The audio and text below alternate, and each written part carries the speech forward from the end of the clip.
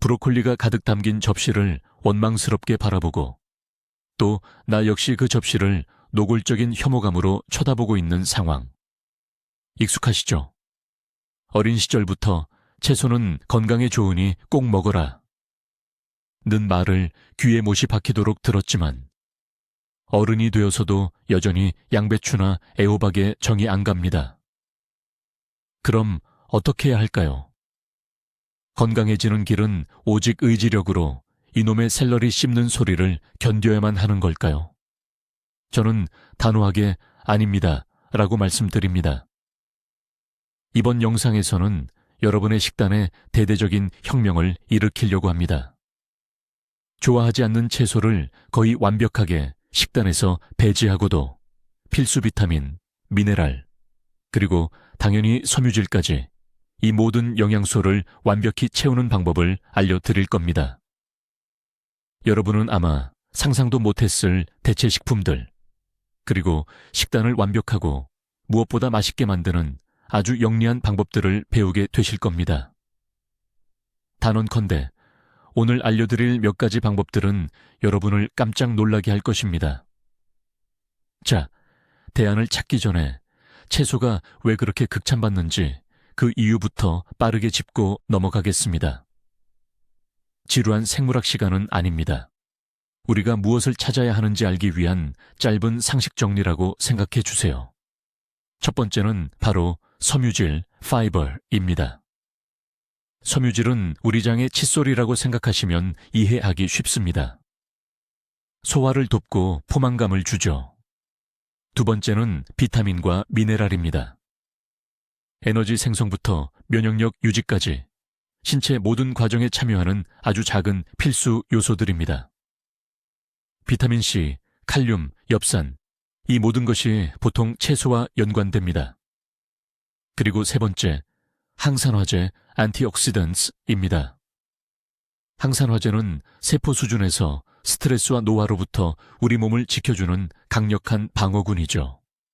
이렇게 섬유질, 비타민, 항산화제라는 이 세 가지 핵심 성분을 이해했다면 우리는 여러분이 훨씬 더 좋아하는 다른 식품들에서 이들을 대체할 만한 가치 있는 대안을 찾을 수 있습니다. 우리의 목표는 우리 몸을 속이는 것이 아니라 필요한 영양소를 똑같이 제공하되 더욱 맛있는 경로를 찾아주는 것입니다.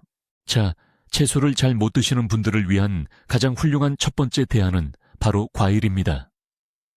많은 분들이 과일을 그저 달콤한 간식이나 디저트로 오해하시곤 하는데요. 하지만 사실 과일은 섬유질과 비타민의 강력한 보고입니다. 구체적인 예를 한번 살펴볼까요? 껍질째 먹는 큰 사과 하나에는 약 5g의 섬유질이 들어 있습니다. 이 정도면 정말 무시할 수 없는 양이죠. 배는 어떨까요?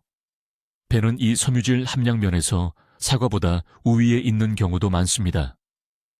바나나, 특히 살짝 푸르스름한 바나나는 저항성 전분이 풍부한데요. 이 전분은 우리 장내 유익균의 먹이가 되어줍니다. 오렌지나 자몽 같은 감귤류는 비타민C의 폭발적인 공급원일 뿐만 아니라 소화에 좋은 수용성 섬유질인 펙틴도 풍부합니다. 여기서 가장 중요한 원칙은 과일을 주스 형태가 아닌 통째로 드시는 것이고 가능하다면 껍질째 드셔야 한다는 겁니다. 왜냐하면 핵심적인 영양소가 바로 껍질에 집중되어 있기 때문이죠. 그러니까 하루에 베리류 한 줌이나 사과 2개 정도만 드셔도 채소에서 부족했던 부분을 채우는데 큰 도움이 될 수 있습니다. 베리류에 특별히 주목해 봅시다. 이들은 식품계의 진정한 슈퍼히어로니까요. 라즈베리, 블루베리, 딸기, 블랙베리. 이들은 단지 맛있는 것을 넘어 건강에 놀라울 정도로 이롭습니다. 상상해 보세요. 라즈베리 한 컵에는 무려 10g의 식이섬유가 들어 있습니다. 이는 여성 일일 권장량의 거의 3분의 1에 해당하는 양입니다. 하지만 식이섬유가 전부가 아닙니다. 베리류는 항산화 성분 함량에 있어서도 단연 최고입니다. 이 물질들은 베리에게 밝은 색을 부여할 뿐만 아니라 우리 세포를 손상으로부터 보호하고 염증을 퇴치하며 노화 과정을 늦추는 역할을 합니다. 본질적으로 블루베리 한 줌을 먹는 것은 여러분의 몸에 활력을 주는 회춘 요법을 실시하는 것과 같습니다. 베리류는 아침 시리얼, 요거트, 스무디에 쉽게 추가할 수 있고 아니면 그냥 간식으로 드셔도 좋습니다. 여기에 또 하나의 큰 장점은 냉동베리도 유효 성분을 거의 잃지 않는다는 점입니다. 따라서 계절에 관계없이 1년 내내 이 비타민 충전 효과를 마음껏 누릴 수 있습니다. 이제는 좀 더 든든하고 영양가 있는 식품으로 넘어가 보겠습니다. 바로 콩류입니다. 강낭콩, 렌즈콩, 병아리콩, 완두콩 같은 것들이죠. 많은 분들이 콩류를 복잡하게 조리해야 하거나 혹은 먹고 나면 소화가 잘 안 되어 속이 불편하다고 생각합니다. 하지만 이러한 오해를 확실히 풀어봅시다. 콩류는 단백질과 복합 탄수화물, 그리고 엄청난 양의 식이섬유를 모두 갖춘 독보적인 식재료입니다. 예를 들어 익힌 렌즈콩 한 컵에는 약 16g의 식이섬유가 들어있는데 이는 하루 권장량의 절반이 넘는 양입니다. 게다가 콩류에는 철분, 마그네슘, 칼륨, 그리고 녹색 잎이 채소에서 주로 찾는 엽산 같은 비타민 B군이 매우 풍부합니다. 콩류는 포만감을 오래 유지시켜주며 혈당 관리에 큰 도움을 줍니다. 또한 수프, 스튜, 샐러드, 그리고 후무스 같은 페이스트리의 훌륭한 기본 재료로 활용할 수 있습니다. 콩류는 단순히 채소의 대체품이 아닙니다. 건강한 식단을 완성하는 데 있어 필수적이면서도 영양적으로 완벽한 요소라고 할 수 있습니다. 자, 이제 콩류가 건강에 좋다는 사실은 알았습니다. 하지만 콩을 먹을 때 따라오는 이른바 가스 유발이라는 달갑지 않은 평판은 어떻게 해야 할까요? 콩 섭취 후 복부 팽만감 문제는 실제로 존재하지만 올바른 조리법을 통해 이 문제를 쉽게 해결할 수 있습니다. 첫 번째 비결은 불리기, 물에 담그기입니다. 마른 콩이나 병아리 콩을 삶기 전에 찬물에 8시간에서 12시간 동안 가능하면 하룻밤 정도 담가두세요. 이렇게 하면 조리 시간을 단축시킬 뿐만 아니라 가스를 유발하는 복합당을 분해하는 데 도움이 됩니다. 불린 물은 반드시 버리고 콩을 깨끗하게 헹궈야 합니다. 두 번째 비결은 올바르게 삶는 것입니다. 찬물에서 삶기 시작해 끓어오르면 몇 분간 더 끓인 뒤 그 첫 물을 버리고 다시 새 물을 부어 삶으세요.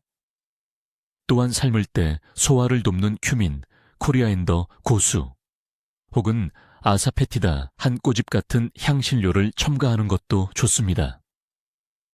참고로 렌틸콩이나 녹두는 이러한 복잡한 과정을 거칠 필요가 없으며 훨씬 빠르게 조리됩니다.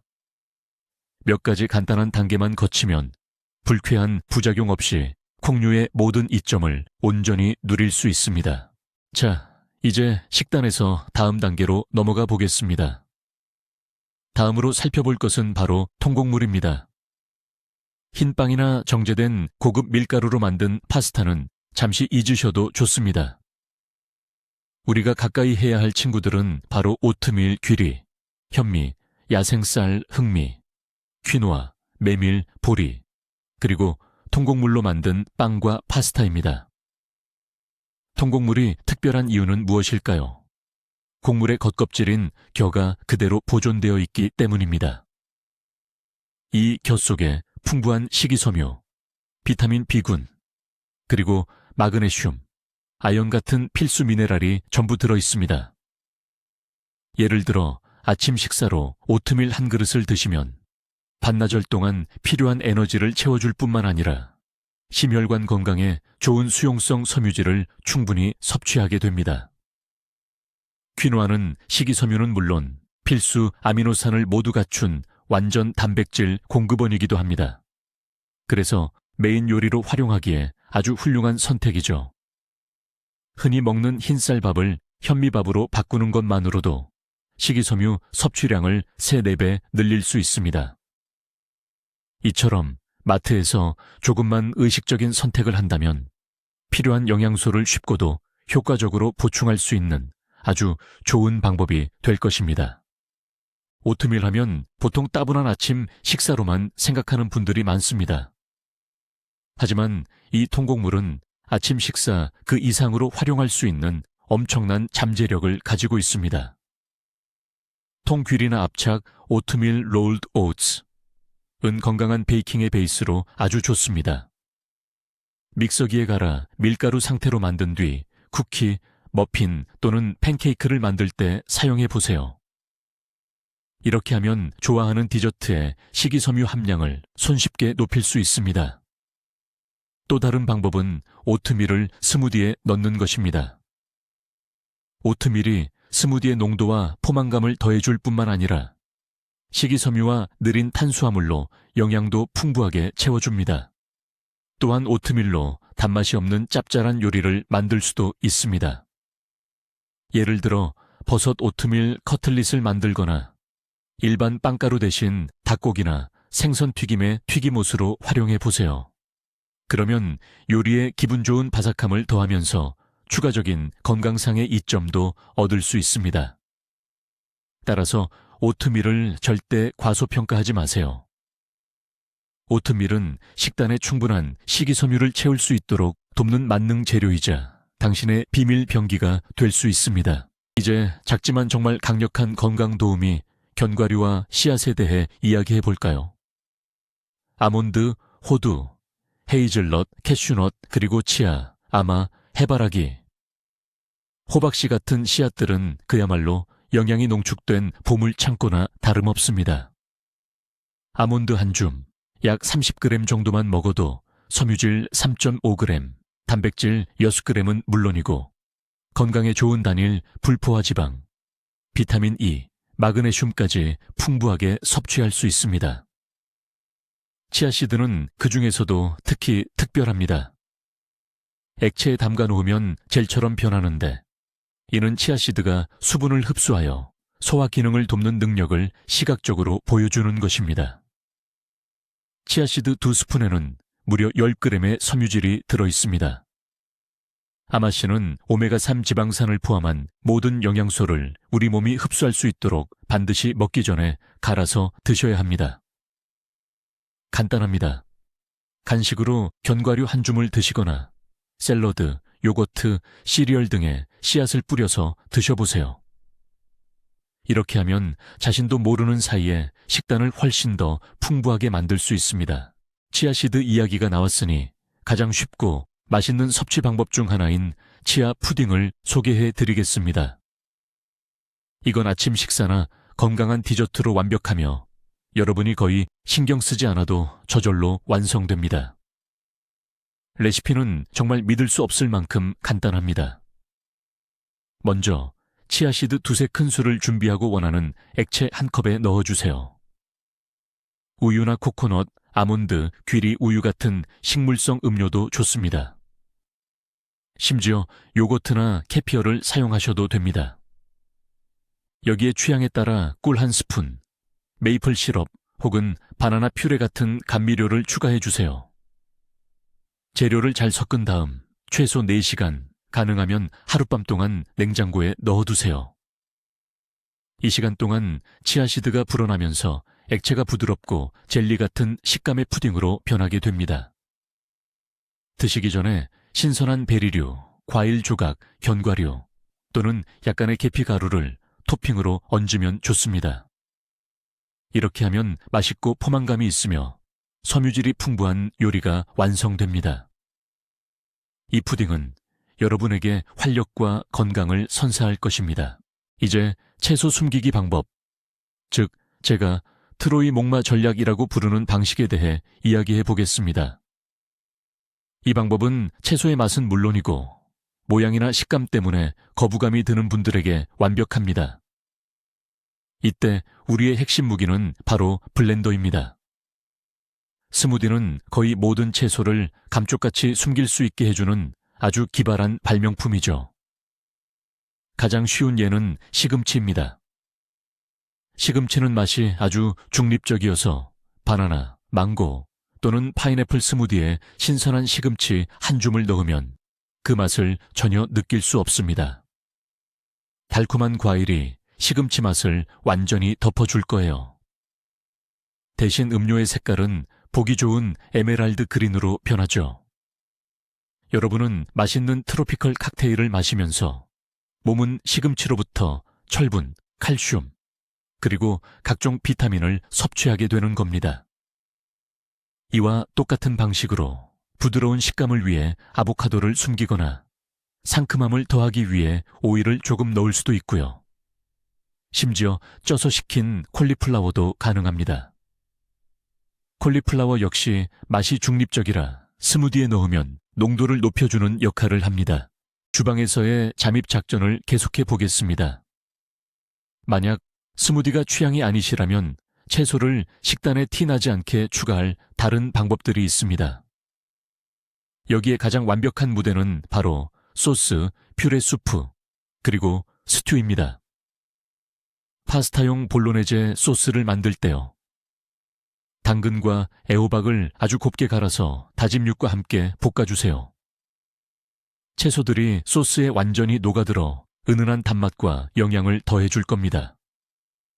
아무도 그 존재를 눈치채지 못할 거예요.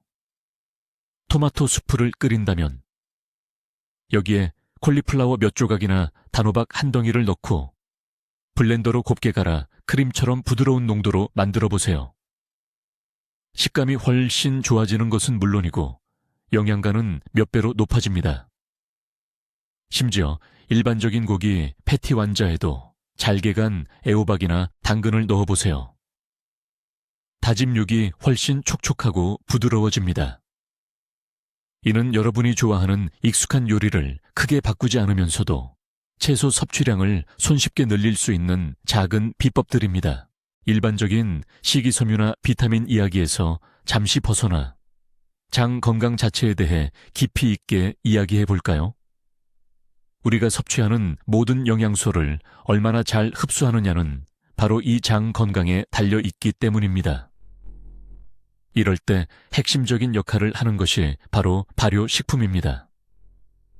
김치, 사워크라우트, 캐피어, 천연 요거트, 그리고 콤부차는 모두 프로바이오틱스, 즉 살아있는 유익균의 훌륭한 공급원이죠.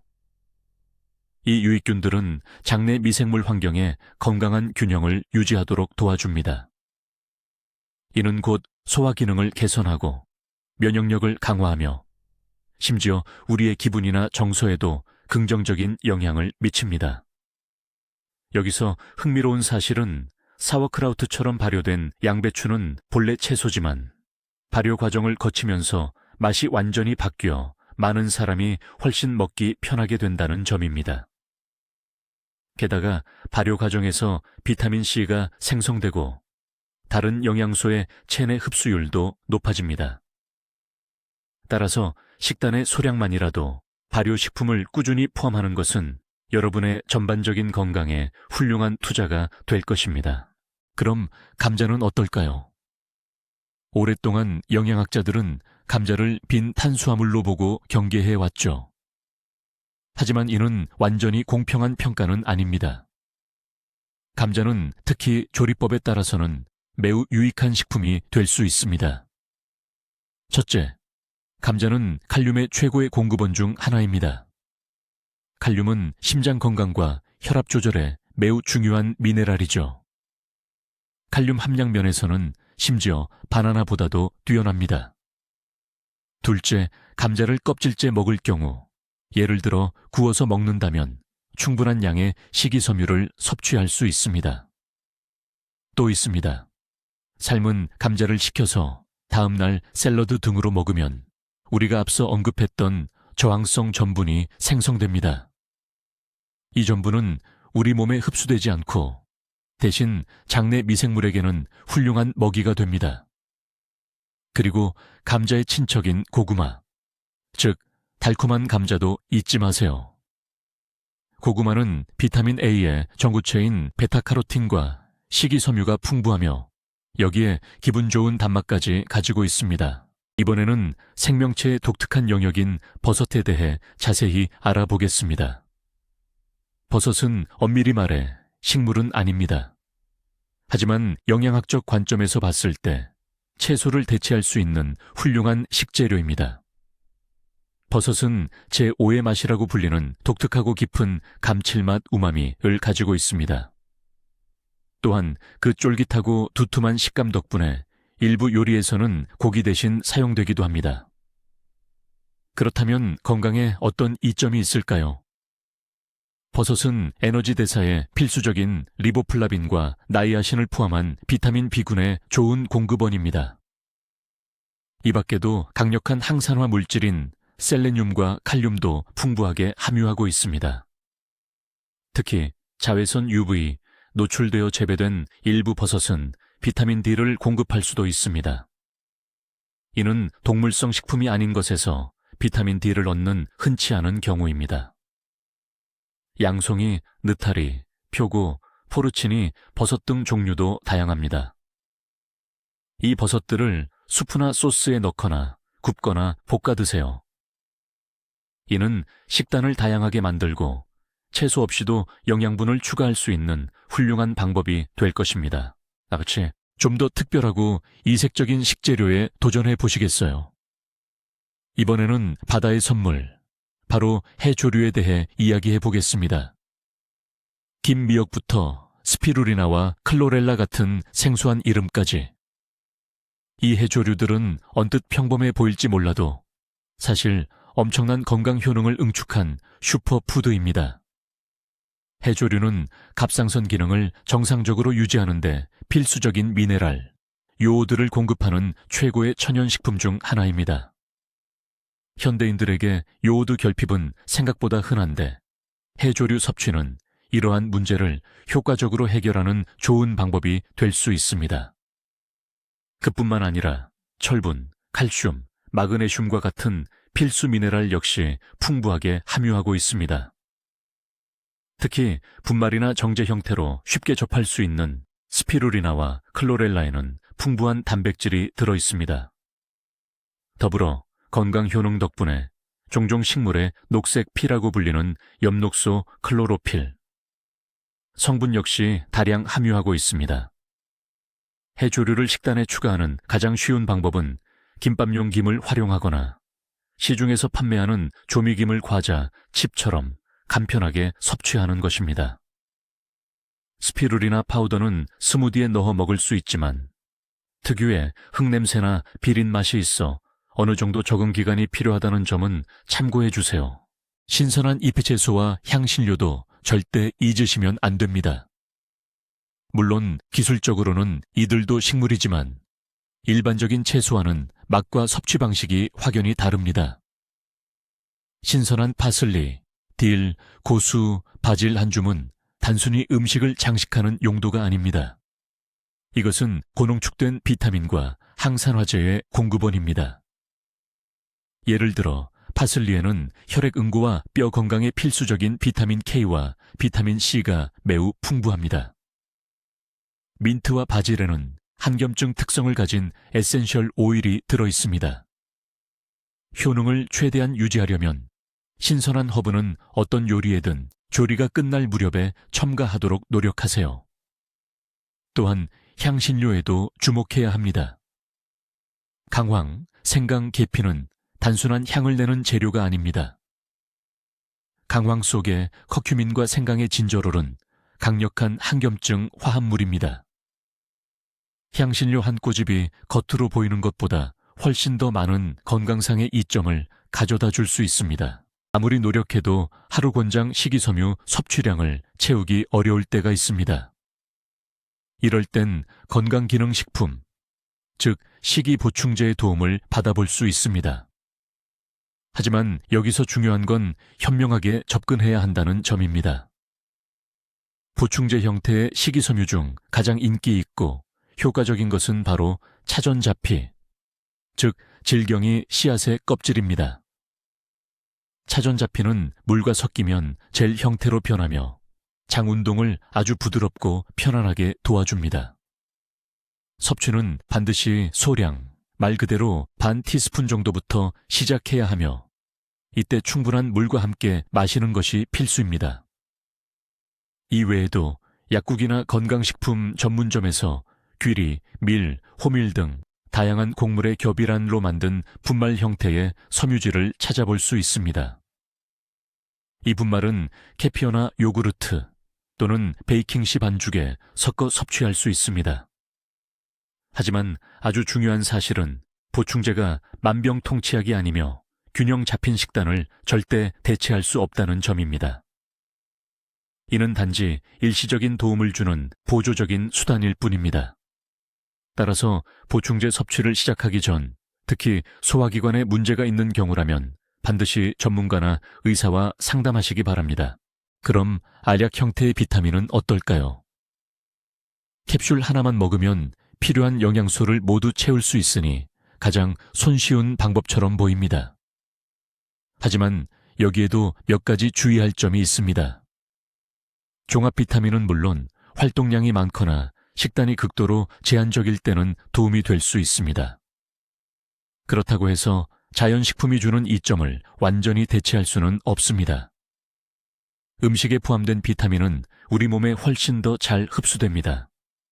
이는 섬유질이나 파이토뉴트리언트 등 다른 유효 성분들과 복합적으로 작용하면서 서로 시너지를 내기 때문입니다. 만약 보충제를 꼭 섭취해야 한다면 혈액검사 결과를 바탕으로 의사와 상담 후 필요한 것만 선택적으로 드시는 것이 좋습니다.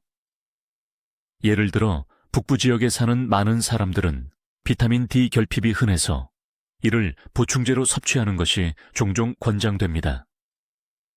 채식주의자의 경우 비타민 B12도 마찬가지입니다. 하지만 식단이 불균형하다는 이유로 무분별하게 종합 비타민을 한 움큼씩 섭취하며 보상하려는 전략은 결코 좋은 선택이 아닙니다. 언제나 식사가 최우선 순위가 되어야 합니다. 많은 분들이 가짜낸 생과일 주스 한 잔을 과일이나 채소 대신 먹어도 똑같다고 생각하시죠. 하지만 이건 사실 가장 큰 오해 중 하나입니다.